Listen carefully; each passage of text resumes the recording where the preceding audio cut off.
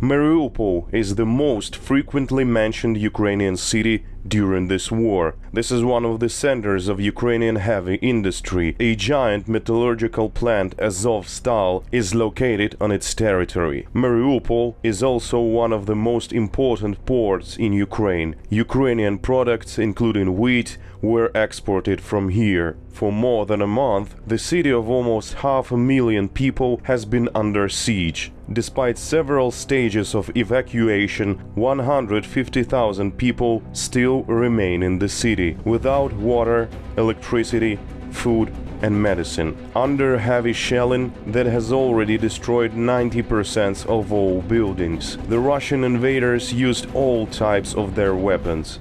More than 5,000 residents were killed. Volnovakha was one of the small towns on the way to Mariupol for many Ukrainian tourists. Famous bus hub for those who were heading towards the sea. Smiling people, happy bustle along the road. It has been almost 2 weeks since there is no town of Volnovakha.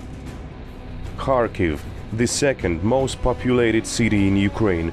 More than 1,400,000 people lived here before the war. This is a major cultural, scientific and industrial center of the country. Heavy engineering, agricultural machinery and electrical appliances were developed here. From the first day of the war, the Russian army has been trying to encircle and capture the city, but the Ukrainian soldiers did not allow this to happen. The city remains under Ukrainian control and has communication with other regions. Every day, Kharkiv is under massive rocket and artillery shelling. Over 4,500 civilian buildings have been destroyed. Chernihiv.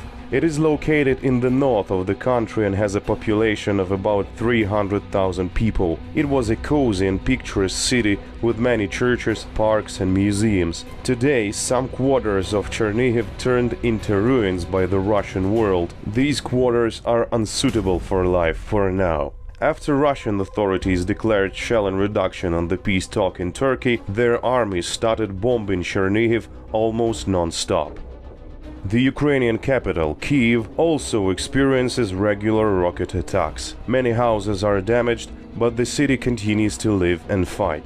The satellite cities of the Ukrainian capital, Bucha and Irpin, feel much worse. From the first day of Russian aggression, they were under fire and then occupied by invaders. Recently, the armed forces of Ukraine were able to liberate Irpin from the occupiers. Ukrainian cameraman Yuri Gruzinov went there and filmed what was left of the city. There is still no data on how many people are missing or killed there.